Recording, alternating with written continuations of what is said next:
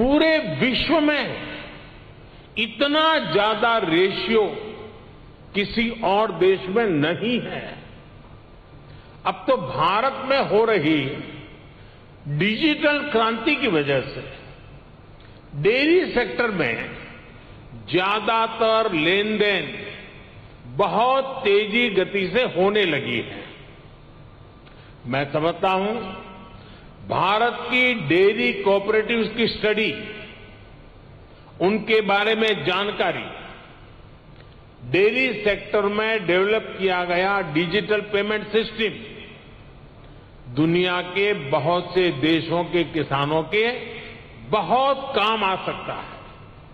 इसलिए भारत के dairy sector की एक और बड़ी ताकत है, एक और यूनिकनेस है, हमारी इंडिजिनस स्पीशीज।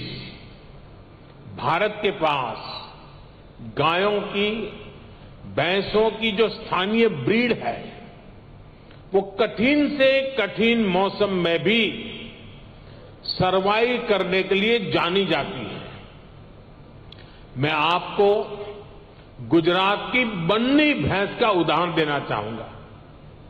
ये बन्नी भैंस कच्छ के रेगिस्तान और वहां की परिस्थितियों से ऐसी घुल मिल गई है कि देखकर कई बार हैरानी होती है। दिन में बहुत ही भयंकर धूप होती है, बहुत गर्मी होती है, कड़क धूप होती है। इसलिए ये बन्नी भैंस रात के कम तापमान में घास चरने के लिए निकलती है।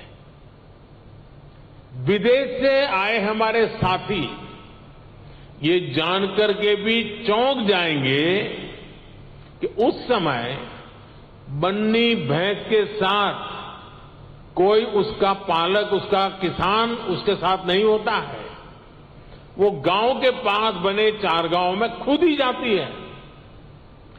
रेगिस्तान में पानी कम होता है, इसलिए बहुत कम पानी में भी बन्नी भैंस का काम चल जाता है।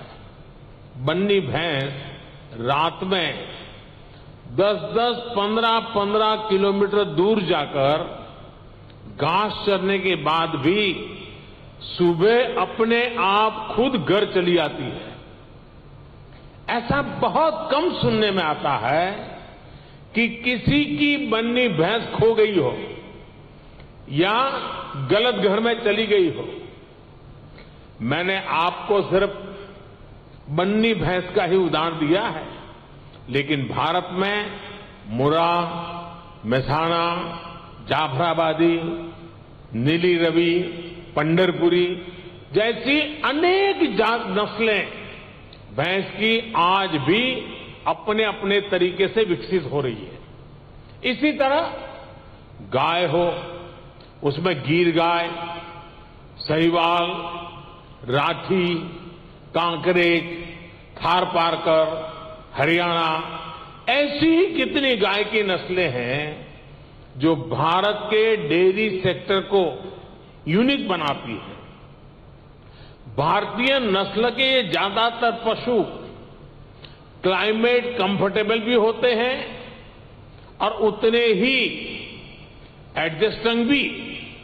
साथियों, अभी तक मैंने आपको भारत के डेयरी सेक्टर